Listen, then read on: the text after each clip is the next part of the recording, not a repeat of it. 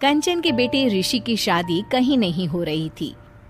एक तो ऋषि मोटा, ऊपर से कमाई भी कोई खास नहीं।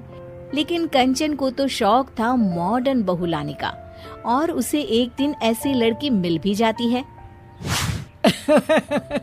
हमें तो आपका ऋषि बहुत पसंद है, लेकिन मैं आपको साफ साफ बता देती हूँ, मेरी बेटी के शौक थोड़े से अलग है बहन जी।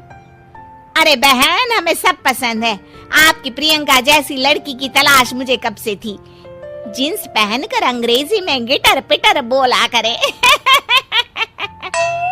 अरे बहन जरा सुन तो लो, मेरी बेटी के शौक क्या क्या है। अरे नहीं नहीं बहन, बस लड़की को देख लिया तो सब कुछ देख लिया।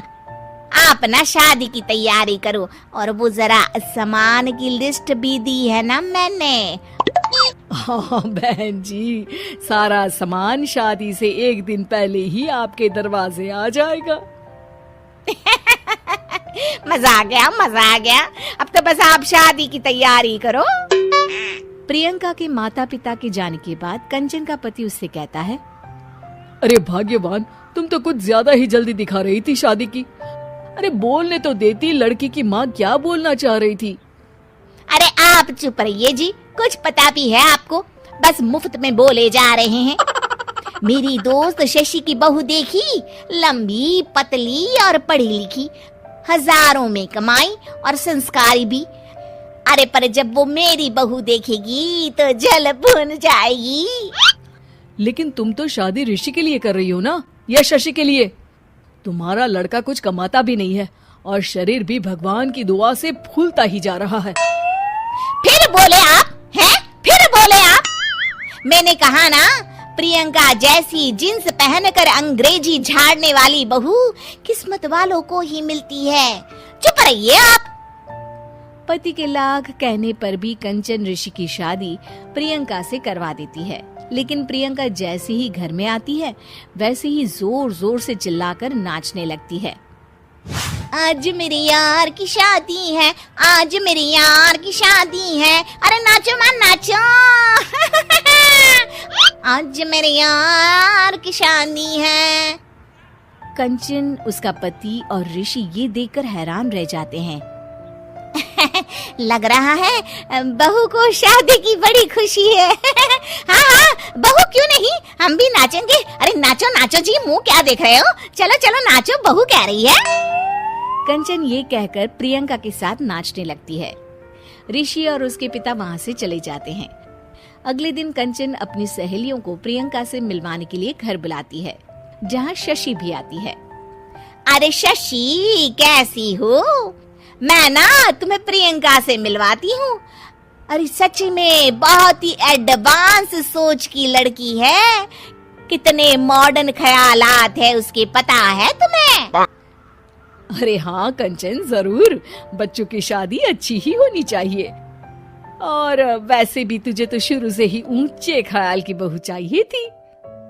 तभी कंचन की सहेली कहती है, अरे कंचन, बुलाओ ना प्रियंका को, हम भी मिल ले। अरे बहू प्रियंका, जरा बाहर तो आना। कई बार आवाज देने के बाद भी प्रियंका बाहर नहीं आती है, तो कंचन को बुरा लग जाता है।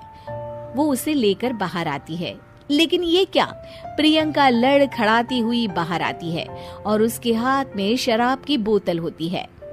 हालांकि शराब पीना स्वास्थ्य के लिए हानिकारक होता है और ये हमारी किडनी के लिए बहुत ही खतरनाक है, लेकिन कंचन की बहू प्रियंका पूरे नशे में होती है। अरे इतने सारे लोग। ये कहकर वो शशि के पास जाती है। आंटी जी, पत्ते खेलेंगी, पत्ते।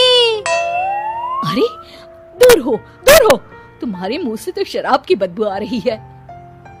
अरे कंचन, माना तुम्हें मॉडर्न बहू चाहिए, लेकिन आधुनिकता का मतलब ये तो नहीं ना। बुरा न मानना कंचन, तुम्हें पता था कि तुम्हारे बेटे की कमाई और शरीर दोनों ही ठीक नहीं है, तो तुम्हें उसी हिसाब की लड़की से शादी करवानी चाहिए थी। ऐसा कहकर सभी औरतें वहाँ से चली जाती है। तभी प्रियंका की माँ कंचन के घर आती है। अरे बहन जी, बड़ी चालाक निकली आप तो।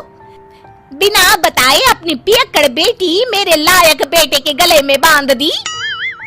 आय हाय, बड़ी आई बिना बताए। उस दिन जब मैं ये बात बता रही थी तो तुम तो सुनने को भी तैयार नहीं थी। अब भुगतो तुम। ये कहकर वो वहां से वापस चली जाती है। सबके जाने के बाद कंचन अपना सर पकड़ लेती है। हाय रे, आधुनिकता की अंधी दौड़ में मैं अपनी संस्कृति ही भूल बैठी थी। अब तो राम ही बचाए मुझे।